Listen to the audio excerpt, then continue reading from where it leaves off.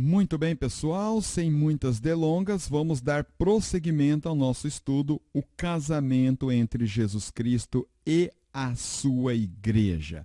No capítulo passado, nós analisamos os detalhes desta figura de linguagem, nós também verificamos a tipificação de cada um dos personagens, Abraão tipificando Deus Pai, Isaque, Jesus Cristo, Eliezer, o Espírito Santo, e Rebeca, a noiva, tipificando a igreja. Fizemos a leitura do capítulo e agora nós vamos fazer uma análise do capítulo e aplicação para entendermos esta doutrina maravilhosa que é as bodas do Cordeiro, o casamento entre Jesus Cristo e a sua igreja. Começamos analisando os versículos 1, 2, 3 e 4.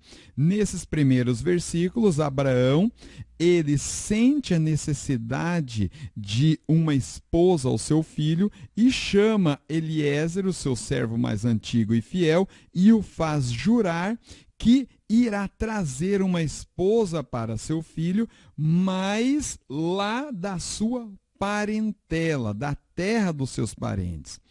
E aplicando esta passagem, nós temos que, igualmente, Jesus Cristo, o Filho de Deus, pede ao Pai enviar o seu Espírito a preparar e levar consigo a sua noiva, a igreja. O Pai prontamente lhe atende.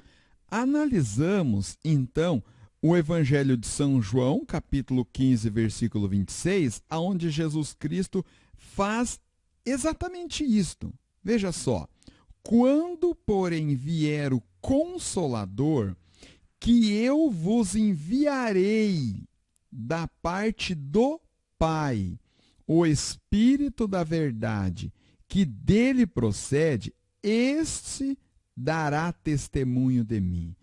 Assim como Eliezer foi enviado por Abraão para preparar a noiva de seu filho Isaque, o Espírito Santo foi enviado da parte do Pai a este mundo com um intuito: testificar do noivo, falar do noivo, fazer com que a noiva se apaixone, fazer com que a noiva seja convencida de deixar tudo para trás, como Rebeca deixou, e abraçar pela fé a jornada para ir ao encontro ao noivo Jesus Cristo. Lindo, lindo, lindo, lindo, lindo, lindo. Agora vamos analisar do versículo 5 até o 9. O servo teme da noiva não querer lhe acompanhar e sugere o contrário para Abraão. Ou seja, ao invés de trazer a noiva para a sua casa, a casa do pai, ele sugere levar o filho para a casa da noiva. Veja só, Abraão lhe fez jurar que, em hipótese alguma, levaria seu filho para a terra da noiva. Se a noiva rejeitasse sua proposta, ele estaria livre de qualquer responsabilidade. Veja que coisa interessante. Da mesma forma, o Espírito de Deus está aqui neste mundo, agora, neste momento, desde o dia do Pentecoste, aonde cumpriu-se a promessa do Pai, que enviou o Espírito de Deus a este mundo para preparar a noiva. O Espírito Santo está na terra convencendo a noiva de ir ao encontro do noivo Jesus Cristo. Observe que a noiva, a igreja, é quem deve ir ao encontro do noivo e jamais o contrário. O noivo Jesus Cristo não virá mais a este mundo, mas sim nós sairemos deste mundo e iremos à casa do noivo. Ao aceitar, a igreja será arrebatada e levada às nuvens ao encontro do seu noivo. E então ele nos conduzirá à casa do Pai para sempre estarmos juntos, vivendo uma união em amor. Esta verdade está escancarada, revelada em 1 Tessalonicenses, capítulo 4, versículo 15 ao 18. Leiamos. Ora, ainda vos declaramos, por palavras do Senhor, isto: nós, os vivos, os que ficarmos até a vinda do Senhor, de modo algum precederemos os que dormem. Porquanto o Senhor mesmo, dada a sua palavra de ordem, ouvida a voz do arcanjo e ressoada a trombeta de Deus, descerá dos céus. E os mortos em Cristo ressuscitarão primeiro. Depois, nós, os vivos, os que ficarmos, seremos arrebatados juntamente com eles, entre nuvens. Observe que a noiva, ela sairá deste mundo para ir ao encontro do noivo nas nuvens. Para o encontro do Senhor nos ares. E assim estaremos para sempre com o Senhor. Consolai-vos, pois, uns aos outros com estas palavras. Nós iremos analisar um pouquinho mais detalhadamente este episódio. Vamos avançar um pouquinho mais no nosso estudo. Agora, veja só que ponto interessante que eu quero destacar, que a noiva, o servo Eliezer, ele estaria livre do seu propósito, livre do seu juramento, se a noiva rejeitasse a sua proposta e não quisesse ir ao encontro do seu noivo. Assim também o Espírito Santo de Deus, ele não força ninguém à salvação, ele não arromba a porta do coração de ninguém. Ele está batendo a nossa porta, nos convencendo.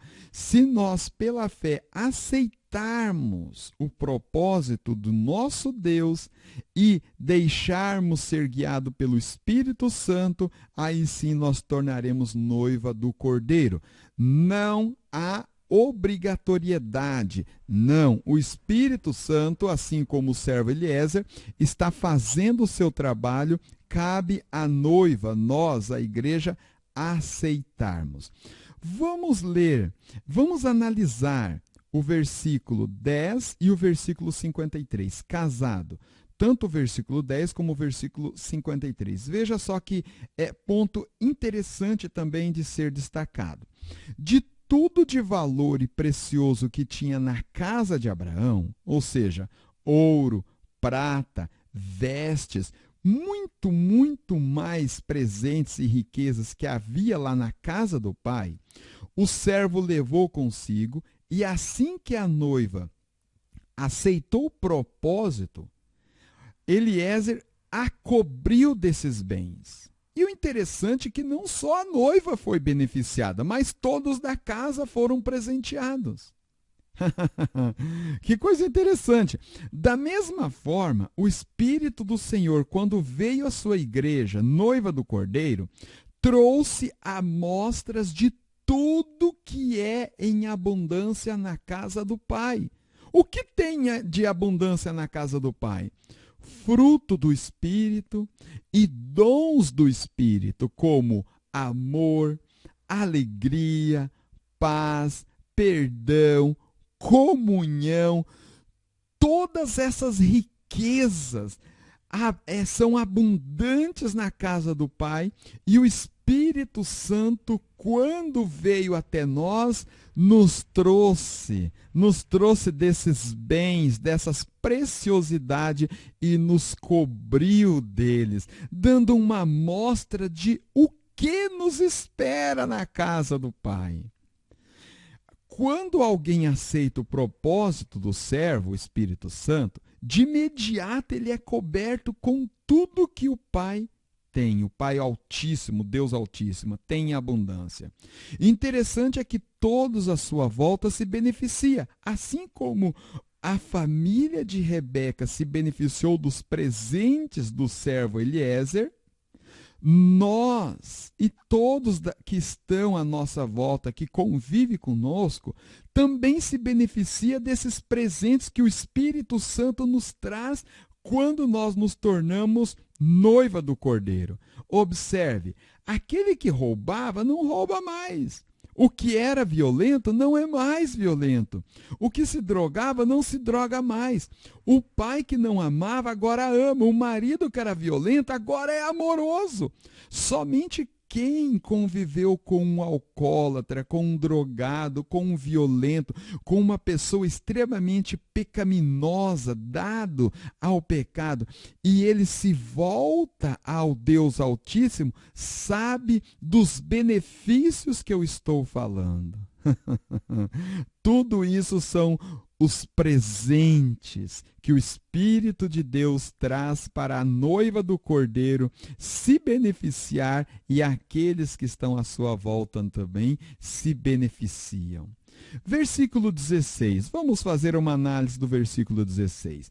Neste versículo temos algumas das características da noiva. Veja só que coisa interessante. A passagem, ela dá detalhes das características da noiva. Ela era muito formosa de aparência, ou seja, ela era linda.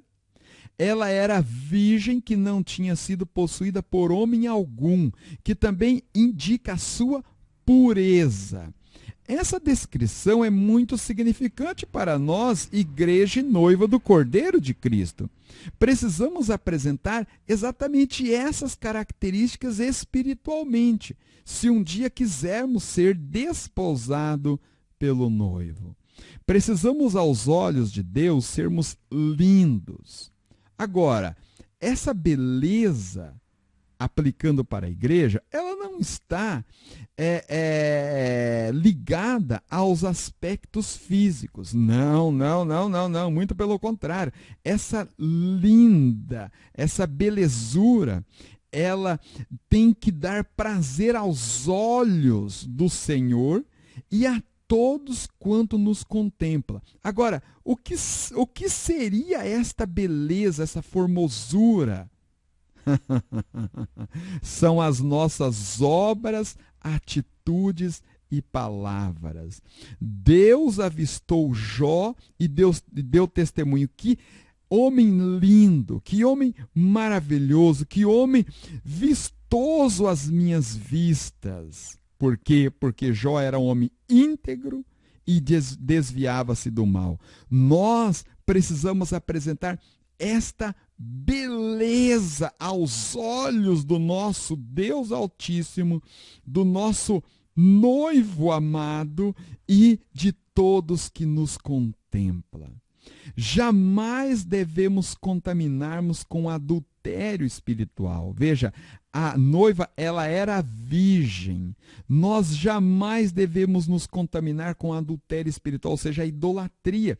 Devemos ser exclusivo do nosso amado, como ele é exclusivo nosso. Que lindo! Nos conservemos íntegros, puros, para podermos nos apresentar diante do amado de nossa alma. Observe que essa descrição, que com essa descrição entendemos que esta jovem já deveria ter rejeitado vários pedidos de casamento. Veja, uma jovem linda, formosa, uma jovem pura, com certeza muitos já haviam se interessado em casar-se com ela.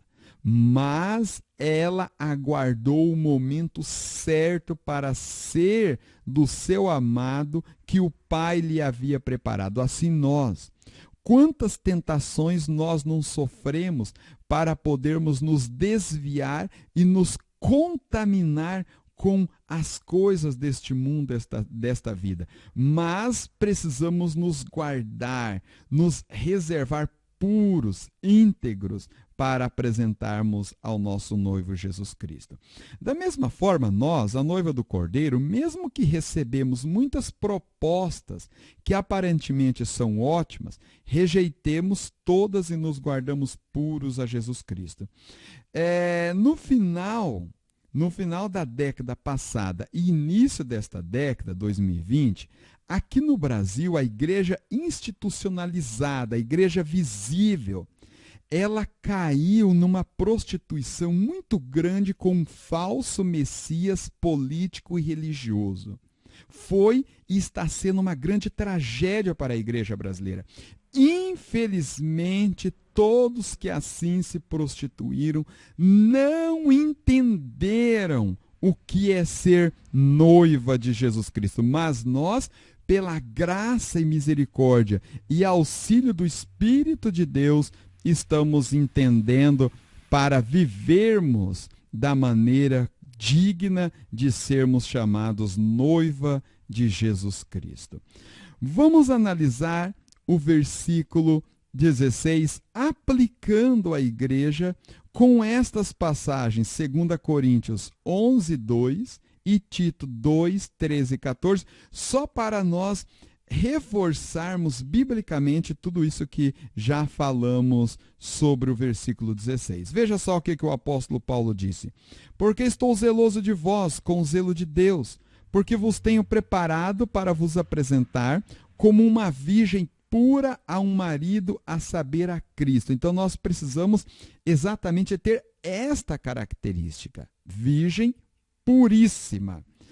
Agora, Tito nos diz assim, aguardando a bendita esperança e a manifestação da glória do nosso grande Deus e Salvador Jesus Cristo, o qual a si mesmo se deu por nós, a fim de remir-nos de toda iniquidade e purificar para si, veja só as qualidades da noiva do Cordeiro, a igreja, um povo exclusivamente seu. Nós não podemos nos dar a nenhum outro a não ser a Jesus Cristo, zeloso e de boas obras.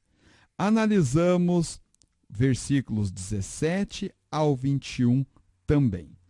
Aqui nós conferimos a diligência e disposição desta jovem Rebeca em servir sem qualquer interesse, simplesmente porque faz parte da sua essência.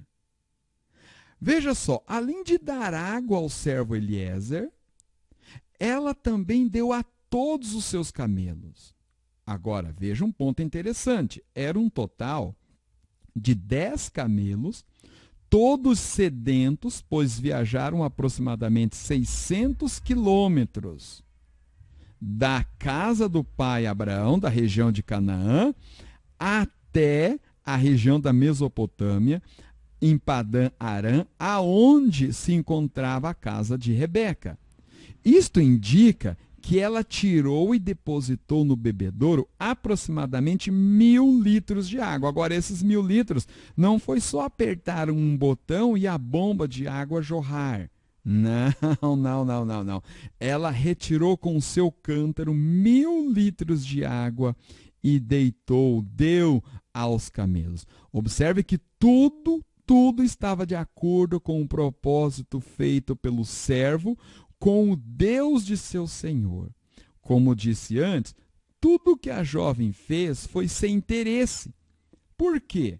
Porque aqueles homens diante dela era notório se tratar de servos e não de senhores de grandes posses que poderiam lhe recompensar. Se hoje, ao andarmos em qualquer ambiente, nós observamos as vestes e aparências diferenciadas entre servos e ricos, naquela época muito mais. As vestes dos senhores eram vestes destacadas que os diferenciava dos servos. Então, ela sabia que se tratava de servos. Por isso que é relevante observar essa diligência de Rebeca em servir. Ela não tinha interesse. Ah, que característica importante para nós. Aplicando essas palavras à igreja como noiva de Jesus Cristo, somos tremendamente exortados a sermos diligentes, servos e sempre prontos a servir o próximo. As Escrituras nos diz que a fé sem obras é morta diante dos homens. Não que as obras irão nos salvar, mas testificar que somos um povo seu, especial, zeloso e de boas obras.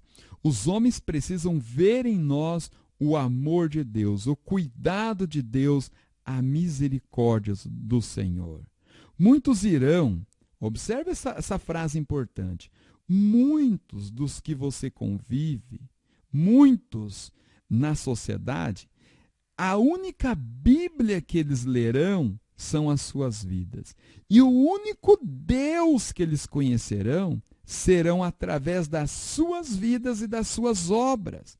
Então, veja a importância de sermos diligentes neste aspecto. Para não tornar muito longo e muito cansativo, nós continuaremos no próximo capítulo. Te aguardo lá.